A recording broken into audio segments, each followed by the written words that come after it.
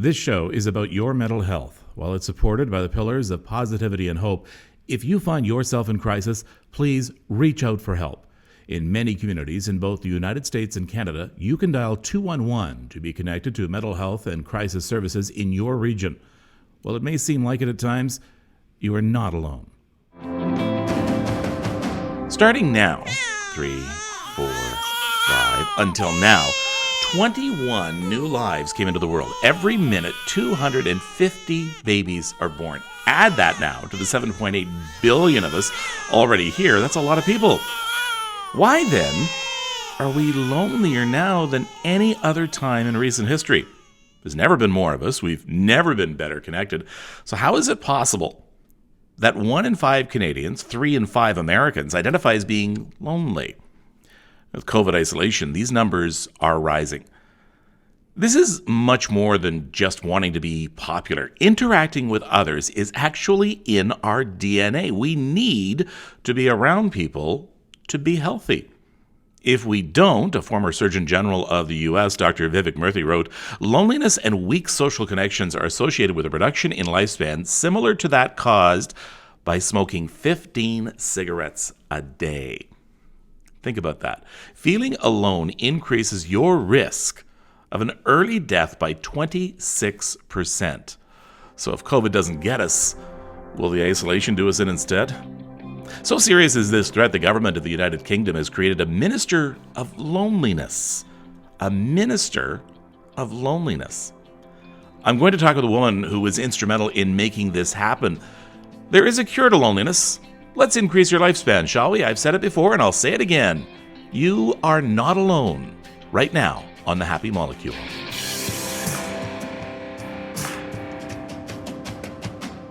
Welcome, everybody. Throughout December, we're working on beating holiday depression.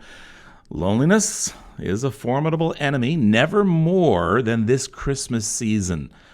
Many people, sadly, will be separated. When I was looking into loneliness, it's very hard to quantify loneliness. It's very abstract. So I'm looking at different definitions. I found this on Wikipedia. It's actually the very first line. It describes it perfectly. Loneliness is an unpleasant emotional response to perceived isolation, social pain. Unpleasant emotional response to perceived isolation. It's really important to take note of that word perceived. Because even if we may not be lonely, even if we may be in a crowd, if we perceive ourselves to be alone, then we are officially lonely. Let me tell you a story. During the summer of 2015, a rookie British MP, Jo Cox, was making a name for herself for bringing divided communities together, essentially working to make her constituents less lonely. A year later, though, she would be dead, shot and stabbed by a right-wing extremist. Carrying on her legacy, her husband Brendan and her sister Kim Ledbetter lobbied the government to create a ministry of loneliness. And in 2018, it indeed happened.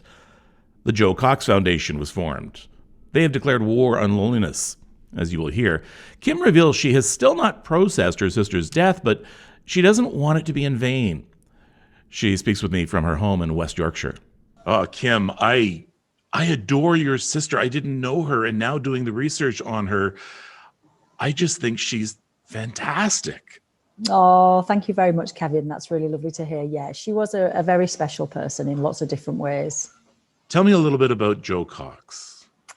So Jo was my older sister, which nobody believed because she looked so young, much younger than me. But we were best of friends growing up. We did everything together, whether it was BMX cycling or fame dancing or going to the Girl Guides or whatever. And Jo was really just one of the nicest, kindest people you could hope to meet. And I know people say that when people pass away, but she really was. She was dizzy and a bit forgetful and thoughtless on occasions because she was always thinking about the big picture rather than some of the day-to-day things that we have to think about. She made some silly mistakes. She forgot to take her bike on a cycling holiday and never had any money on her or the right clothes to wear. So she was, but she genuinely really cared about people. And she'd worked in the voluntary sector for nearly 20 years in some of the most difficult countries in the world, war zones and areas where people had little food or water and often very little hope. And the reason she came back to enter British politics was because she wanted to make a difference to people's lives in the community where we grew up. So I always describe Jo first and foremost as a humanitarian. She cared about people and she wanted to make a difference to those less fortunate than we were when we were kids and were surrounded by love and had each other. I'm going to jump around a little bit in the timeline that is her life, and I'm going to jump right to June 16th, 2016, when she was senselessly murdered by a right-wing extremist. Tell me a little bit about that. To be honest, I don't think about that day very much. I am very honest and open that I haven't processed Jo's murder. I haven't dealt with what happened. What I have done is get my head down and work as hard as I possibly can to create a powerful legacy for Jo and to do things that she would be proud of, but also that sadly the country and in many ways the world needs, because there was a huge sense of division at the time of Jo's murder. We were dealing with the Brexit referendum in the UK. There was a lot of divisiveness in politics and in communities as a result of that. And sadly, in the last 4.5 years, we've seen some of those issues get worse. And then obviously this year, we've ended up in the middle of a global pandemic. So I think my way of coping, or you could argue my way of not coping, has been to really channel my energy into doing all this fantastic work that I know Jo would be extremely proud of. And surrounding myself with wonderful people who have kept me and my parents going on that way. So that's, like I said, been my way of coping. But I do feel that, Jo's murder had a really profound impact on not only our local community, not only the UK, but around the world. And the fact that a young woman going about her daily work, trying to help people, could be taken in such a brutal way, I think resonated, as I say, globally. The tributes that came in for Jo from across the world were hugely moving and heartwarming, and I have a whole loft full of remembrance cards and books of condolence from literally all over the place. So I'm not sure if that answers the question, but that's probably as able as I am to sort of talk about that time. I guess what I'm trying to find is the connection between this senseless death and moving towards having a minister of loneliness. Yeah, so the work that Jo had started on loneliness came as a result of knocking on doors when she was campaigning. And what she observed was that lots of times people wanted to speak, but they didn't particularly want to speak about politics. They just wanted to chat, and they saw this lovely young woman who was very happy to have a nice conversation, and they embraced that and really got something positive from it. And I think that was sort of the first thing that triggered Jo's interest in the issue. Plus, she had her own personal experience. As I've said, when Jo and I were children, we were very, very close. And then when Jo went to university, she went to Cambridge University, a very, very high profile university in the south of England. And as a northern working class girl, she found it really difficult. And this was the time before mobile phones, before email, and she was really lonely for her first year there particularly. I was equally very lonely up here in West Yorkshire without my big sister. And she'd got that personal experience to draw upon. She then had these conversations with local people. She started to dig a little bit deeper and did some research, working alongside organisations who work on loneliness, and found that this is a fairly big problem. And it's a fairly big problem for quite a broad range of people. We have the stereotypical older person living on their own who we might think would be susceptible to loneliness. But actually, we're all vulnerable at various different times in our life. Particularly when changes happen in our lives, we're all vulnerable to feeling lonely and isolated. So she set up the Jo Cox Commission on Loneliness on a cross-party basis, so cutting across the political divides, as Jo liked to do, as we like to do as an organisation. So she worked with a Conservative politician, Stigma. And then after Jo's murder, Stigma wanted to continue this really important work. So she approached Rachel Reeves, who was a Labour politician, a friend of Joe's, and basically cajoled Rachel into continuing this fantastic work on loneliness. And between the two of these wonderful, amazing women, they pulled together, along with our CEO of Joe's Foundation, Iona Lawrence, who does a huge amount of brilliant work on connection, and working with all the amazing organisations who were already working on loneliness and isolation, pulled together this amazing coalition of organisations. And by lobbying government, by doing the research, they ended up with the world's first ever Minister for Loneliness. Again, this was a brilliant lady called Tracy Crouch, and the world's first ever government strategy on loneliness. And, you know, since then, it has been amazing, Kevin, to see the amount of work that has been done in the UK and beyond on this really important subject. And I'm incredibly proud that that's been done, a lot of it in Joe's name. The riding that she represented, Batley and Spen in West Yorkshire, had a large number of immigrants, as many ridings now do in the UK. And a lot of people remember her for her maiden speech in the House, which came almost a year to the day of her murder. So this was June 15th, 2015, and she had some very, very wise words to say. Let's have a listen. Thank you, Mr. Speaker. It's a great privilege to be called to make my maiden speech. Many honourable and right honourable members will lay claim, I'm sure, to their constituencies being constituencies of two halves or numerous parochial parts. I am another in that respect, and Batley and Spen is very much that kind of constituency, and it's a joy to represent such a diverse community. Batley and Spen is a gathering of typically independent, no-nonsense, proud Yorkshire towns and villages. Our communities have been deeply enhanced by immigration, be it Irish Catholics across the constituency or Muslims from Indian Gujarat or Pakistan, principally from Kashmir. And whilst we celebrate our diversity, the thing that surprises me time and time again as I travel around the constituency is that we are far more united and have far more in common than that which divides us. So that amazing words, wise words, and immigration once again tends to be dividing a lot of communities around the world, and yet she hit the nail on the head. There's more in common than what divides us, and I love how she says that life in Batley and Spen has been enriched by immigrants. Yeah, I mean that maiden speech is so moving and indeed so powerful, and you're absolutely right, it encapsulates the area where we live, but it does so in a really positive way. And you know, viewing something which many people sadly see as a negative thing as a really positive thing, and it is a really positive thing to live in a diverse community. And I think that the expression more in common has come to resonate as something of a beacon of hope in difficult times in these past few years. Among those, though, reporting loneliness, a large number are immigrants around the world who, first of all, they're away from their home. Second of all, in a lot of their communities, they can be ostracized, victimized, just adding to the loneliness.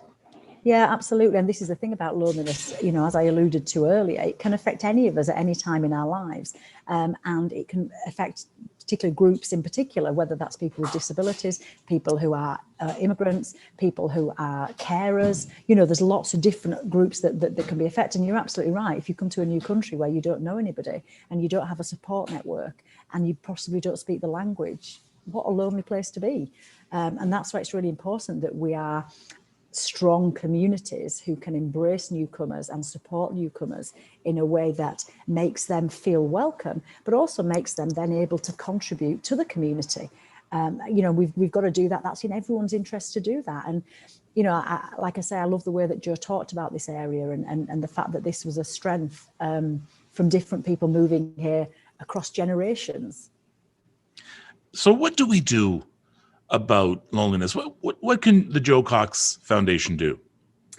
I think the first thing, and this is something that we've worked hard on these past few years, is reducing the stigma and starting a conversation. And we've done, like I say, quite a lot of work on this. Is there a stigma with loneliness? And certainly when we started doing this work a few years ago, there was a real feeling from people, you don't want to put your hand up and say, I'm lonely. You know, I think there was a real, problem with saying that. And, people would talk about it in the third person, or people who are lonely, but actually they were really speaking about themselves. But it was an embarrassment to say that you were lonely, because I think there's something around loneliness that there's an assumption, well, you don't have any friends. And that's not the case. This is just about the depth of connection that you have with other human beings.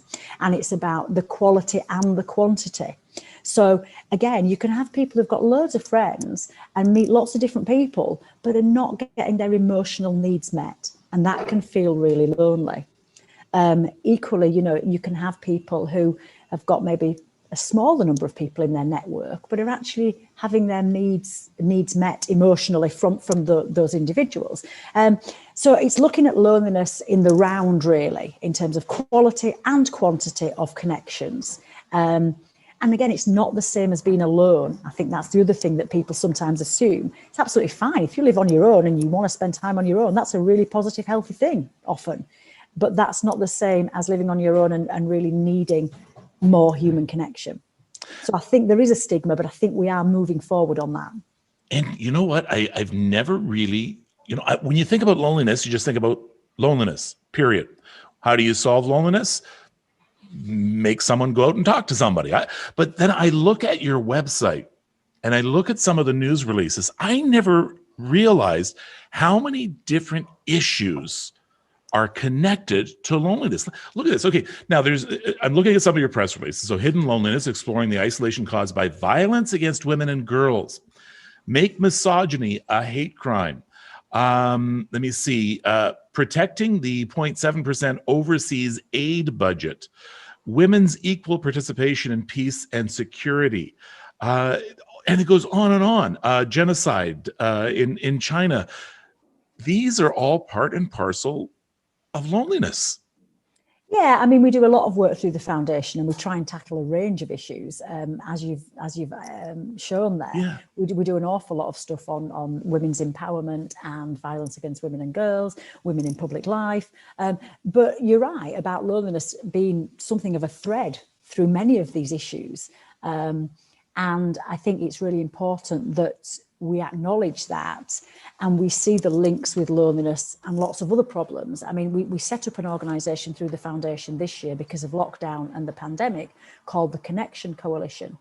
And the Connection Coalition is partly about addressing loneliness and isolation, but we have two other key themes as well. One is grief and bereavement, and the second is mental health and well-being. Because I think you can't look at loneliness and isolation without looking at a range of other issues as well. Why do people feel lonely? And also what triggers that loneliness? And it's complex. It's far more complicated than you might initially think. And I think the good thing about that is there's lots of different ways to tackle it, depending on which group of people we're speaking about, depending on what has started people feeling lonely. There's a range of solutions, and that's the good thing.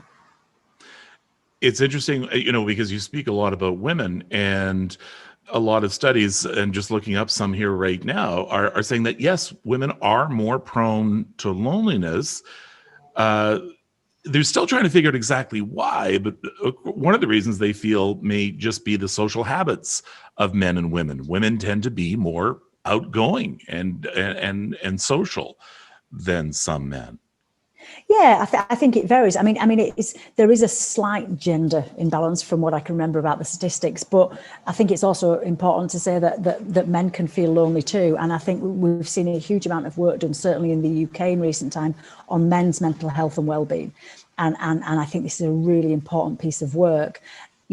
Men's suicide, particularly amongst young men in this country, is a worrying statistic. And that's something else that Jo had found when she'd done her research. We have to look at, this across both genders, rather than focusing on just women. I think we have to do both. But again, I think it depends less on gender, more about what's going on in your life. So again, if you are a single mum who's gone home with a baby, there's a lot of research around single mums feeling very lonely, because often their only connection with another human being can be their baby. So they're lacking those deeper adult connections. But I think, again, if you're an unemployed young man, and sadly, there's going to be quite a lot of those in the coming months, that can be a very lonely place to be. Indeed. And I mean, it can simply start as loneliness. Loneliness can lead to depression. Depression can lead to mental illness, can lead to heart disease. And as your studies are finding out, can actually be connected to extremism. Yeah, this is the thing, isn't it? The loneliness might be the starting point, but it can lead you down very dangerous paths and very worrying paths. And you're absolutely right to make the link between mental health and well-being and physical health and well-being. One of the statistics that gets used a lot is, being lonely for a prolonged period of time can be as bad for your physical health as smoking 15 cigarettes a day.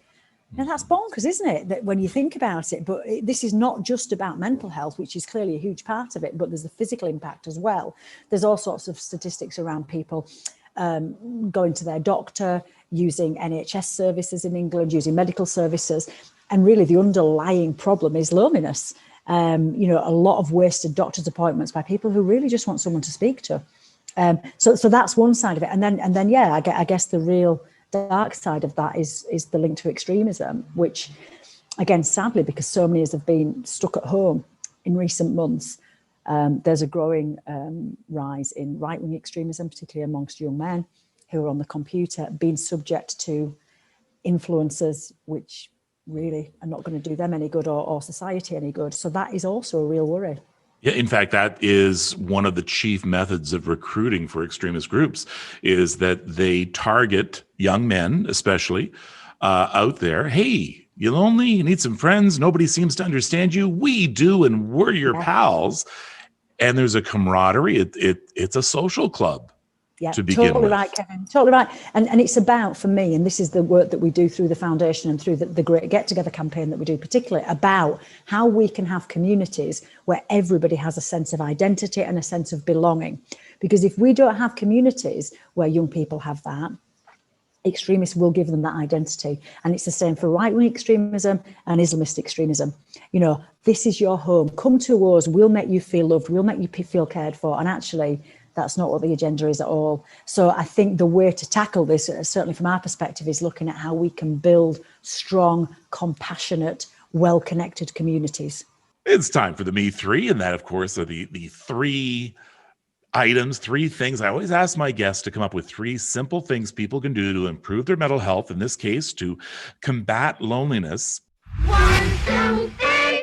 However, Kim, this is unprecedented in the history of this podcast. Yes, I know we're only a few episodes in, but you don't have a Me Three, you have a Me Five. 5 things people can do. Where does that come from? Greedy English woman. Yes, what it is, we've got the Great Winter Get Together campaign that we have just launched, actually, here in the UK, but we'd love people in Canada to get involved as well. And we've got a 5-week campaign which takes us through the Christmas period and into the new year. And it's 5 ways that people can reach out and connect and try and face loneliness together, one connection at a time. So each week has got a theme. So week 1 is about saying thank you. And we're encouraging people to say thank you to people who have helped them this year, particularly during lockdown and through the pandemic. So that might be by sending a thank you card. It might be by writing a thank you letter.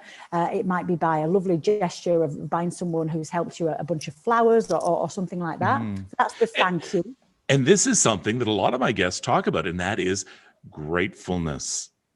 It goes a long way to mental health, to good mental health. Yeah, absolutely. Showing your appreciation. And I think there is also something equally as powerful in saying thank you as being thanked. I mean, the sense of satisfaction that you get from just saying, do you know what, you've really helped me today. I think that's a really powerful thing to do as well for the person as well as the person that they're thanking. And sometimes people don't expect it to, and even for some of the small things, because I know I've been on a transit bus, and I've noticed the driver greeting every single person with an individual greeting as I'm riding along. And it made my day more pleasant. I'm sure it made their day more pleasant. So you know what I did? I called the bus company, and I told on them. but I said this made a difference, and they said, we don't get that very often. We get people complaining. And that. So they were thrilled with it. He was thrilled with it. It went a long way, more than I expected it to. It makes a huge difference. I had a similar experience recently. I've just moved house and I had to go to the solicitors for something, and they were absolutely brilliant in how they dealt with this thing that's needed sorting out very quickly. And I said to the solicitor, I said, can you please just pass on to your staff how amazingly helpful they've been? And he actually said to me, Kim, can you just come and tell them yourself? At the moment, all they're getting is abuse from people who are frustrated because things are taking so long. So I said, look, thank you so much. I put some money on the counter. I said, go buy everyone some chocolates. And, but the sense of satisfaction that gave me by doing that, I came out feeling all warm and fuzzy. And that's wonderful, isn't it? And like you say, we're very quick, particularly in the UK, we're very quick to complain and moan. But sometimes we just need to say, do you know what? Good job. Well done. That was brilliant. That's fantastic. All right, number 2. So number 2 is about reaching out. And this is really about reaching out to potentially somebody you might have lost contact with, maybe even someone you've fallen out with, someone who you think, you know what, I've not been in touch with them for such a long time. I really need to pick up the phone, or I really need to write them a letter and just let them know I'm thinking about them. So it's about reaching out. And I think... Yeah, but you know what? No, it was their fault. Let them reach out. Yeah, we've got to be the bigger person. So you're right, but someone's got to make that first move, haven't they? So I think there's part of that, and that's why the Great Winter Get Together is such a good platform for doing that. That because sometimes who's going to make the first move? When are we going to do it? Well, actually, oh gosh, that bonkers woman from England was talking about the Great Winter Get Together. Why don't I use that as my opportunity? Well, feel free. So reaching out to somebody, it could be a neighbour, it could be someone who lives hundreds of miles away, but just reach out to them and just check in on them, make sure they're doing okay, maybe apologize, maybe just, whatever it is that you need to do, but use this as an opportunity to reach out. And it might be that actually this also works in reverse. So if you're the person who is struggling, if you're the person who is feeling a bit low and a bit lonely, reach out. Do not be embarrassed about asking for help. One of the things that I've learned in the past few years is asking for help is a strength. It's not a weakness. And to be honest, Kevin, I'm dreadful at asking for help. I'm a real soldier. I just power through and get on with it. And actually, sometimes it takes a much stronger person to say, anybody, just give me a little bit of a hand here because I'm struggling a bit. So be the one who reaches out and says, could someone just, give me a little bit of support? It's a strong thing to do. All right, number 3. Number 3 is show. So number 3 is very much about a practical sort of act of showing some kindness.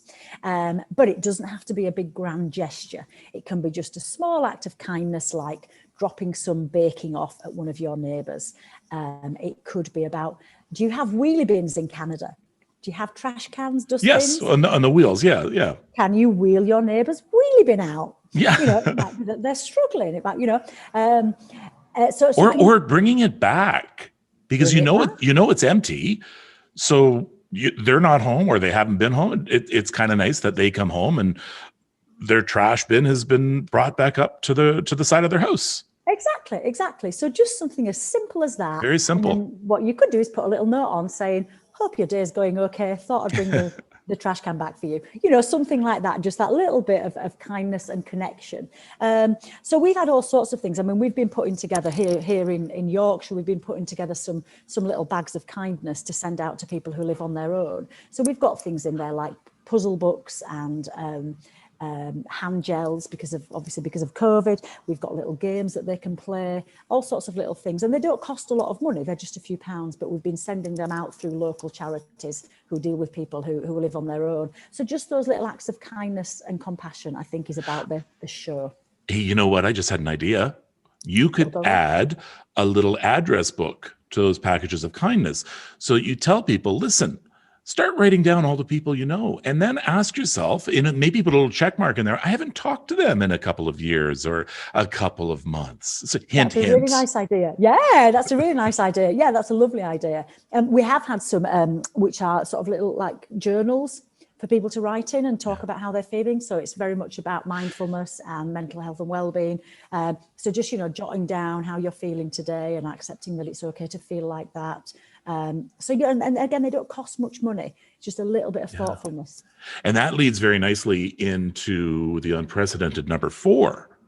Yes, sorry, we're in new territory. Yeah. So number 4 is about understanding loneliness. Yeah. And I guess pretty much like you've done, Kevin, brilliantly, is just doing a bit of research, just trying to understand what loneliness means for different people, and acknowledging this is not just about the elderly. It's not just about people who live on their own. It's about people who on the surface may have very full, exciting lives, maybe living their life through social media and telling everyone how fantastic it is. But actually behind the scenes, they might be feeling really lonely. We've heard stories about celebrities who get mobbed by thousands of people wherever they go, reporting they're lonely. Yeah, absolutely. Because I would imagine being famous is actually a very lonely place at times, because you've got, a bit like I said earlier, you've got a huge quantity of connections, but how much quality have you got? And if you're rich and famous, who can you trust? And who actually wants to be your friend to be your friend, and those sorts of issues. So I think understanding the many layers to loneliness is what we're asking people to try and do.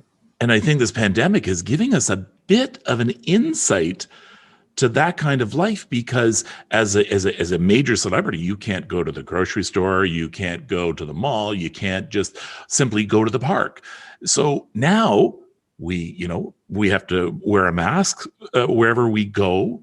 And I find that, as important as it is, not seeing someone's full face makes it very lonely, even if you're right there. But it's much more difficult to connect, isn't it? It's much more difficult to connect. We've got to get really good at reading people's eyes. But now we realize we're sitting at home when, you know what, I feel like going downtown, or I feel like doing this. I feel like going to the mall just to people watch. Yeah. And we can't do that. So yes, understanding loneliness. Yeah. And I think that does link in to sort of understanding loss. Because, sadly, because of COVID, so many people have experienced a sense of loss. And I think it's important to acknowledge that's not just sadly for many people, a loss of loved ones. It's the loss of our freedoms. It's the loss of our freedoms, and it's a loss of our human connections. And I think understanding that and acknowledging that is really important, and having a conversation about what that's like. We've just set up some project work locally where we've got people to share their experiences of lockdown and what it's been like for them this year, all different ages, all different backgrounds, and talking about what that feels like, understanding what that feels like for yourself and for others. I think that's a really powerful thing to do. And it's something we always say on this show, and that is, you are not alone. And I think once you start understanding loneliness, researching it and looking into it, you'll realize, I guess I'm not the only one. And just that little bit less lonely now. I'm just a little bit less lonely now because I know I'm not the only one. Yeah, absolutely. Totally agree.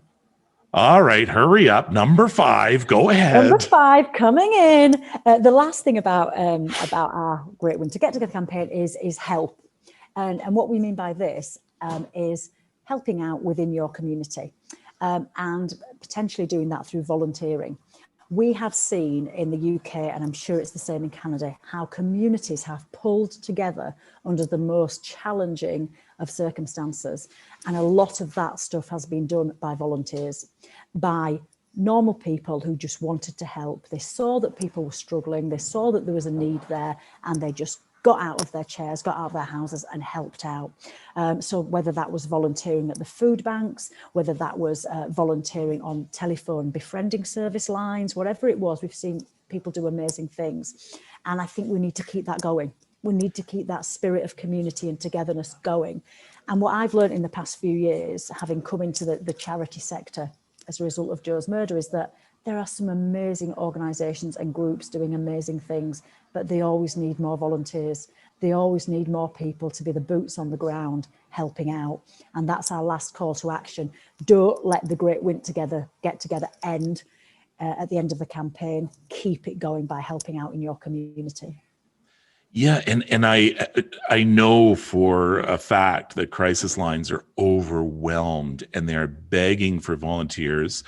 The reputable crisis, well, they're all, the crisis lines will provide you with training, with support. And I think it also will help if you are lonely, feeling detached, it will help change that. and you can share your successes, hopefully, with others.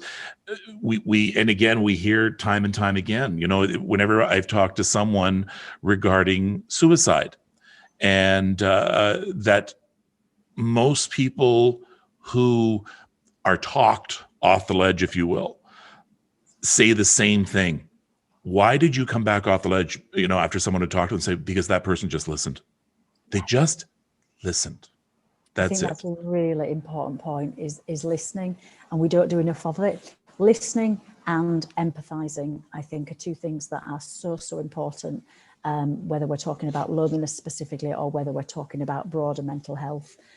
We're very good at pausing, waiting to speak, and that's not the same as listening. Yeah. So we need to listen to what someone is telling us. We need to understand and empathize about their situation. And there are ways of volunteering where you can do that in a really powerful way. And you're absolutely right. You need appropriate training if you're going to do this in a very serious way. But it could also be, like I say, about food distribution. It could be something a bit more practical in a volunteering capacity. There's lots of ways you can get involved in your community. But yeah, listening, you're totally right, Kevin. We all need to do a little bit more of it. JoeCoxFoundation.org. That's JOCOX. JoeCoxFoundation.org. How can people help you guys out? So you can go on the Joe Cox Foundation website and have a look at the broader range of work of the foundation, and that will be wonderful. We are a charity, so you can obviously donate. But what I'd really love people to do is get involved with the Great Winter Get Together, and the website for that is www.greatgettogether.org. You can sign up. I would love people in Canada to sign up and tell us what they're doing for the Great Winter Get Together this year, whether it's saying thank you to someone, whether it's reaching out, whether it's learning more about loneliness, or these acts of kindness and compassion that we've been talking about today. You can go on the website and share your story, sign up to be involved in the campaign. That would be absolutely amazing. So you and Joe were close as young ladies growing up in West Yorkshire. You say she was your older sister. Yeah, she was 2 years older. Well, I bet she's looking down right now, so proud of her little sister. Aww. Carrying on her legacy. And I wish you well. And I encourage people to go to JoeCoxFoundation.org. And if nothing else, just to learn a little bit about Joe. Thank you very much, Kevin. That's really wonderful. Yeah, I mean, I don't always get it right. I'm doing my best, as most of us are, aren't we? I think the other thing that keeps me going is Joe's children. She's got a little boy and a little girl who are just the most wonderful human beings. And I think, hopefully I'm making their mum proud, and I'm hopefully making them proud as well. Any thoughts or any calls from the Labour Party wondering if you might run to represent the good people of Batley and Spen? Yeah, well, I'm trying to stay out of politics. Everything we do is political, isn't it, with a small p. I'm kind of staying out of that, but never say never. Thank you, Kim. Thank you very much, Kevin. You notice recurring themes when it comes to any topic dealing with our mental health. So for loneliness, as in good mental health, reaching out to others, even when you don't feel motivated to. Also, watching out for each other. Think of it like quitting smoking. It can be tough to do, but you will live longer and healthier when you make it happen. We continue to battle holiday depression all December here on The Happy Molecule. One way to do that is by giving. I encourage you to donate to my partner, Holiday Helpers, an organization that provides a Christmas to needy families. More than 700 families this year will get presents, needed clothing and household items, food for Christmas dinner, and a fully decorated Christmas tree thanks to your generosity. I hope you consider making a donation at holidayhelpers.org. Until next time, take care of yourself and take care of each other. Please consider subscribing to this podcast and also check out The Happy Molecule Extra at thehappymolecule.com. There you'll find a link to a video version of this episode, be able to join the conversation about mental health, learn about our Facebook Live show, and get a preview of upcoming episodes. You can email us at thehappymolecule@gmail.com. I'm Erin Davis, wishing you good mental health.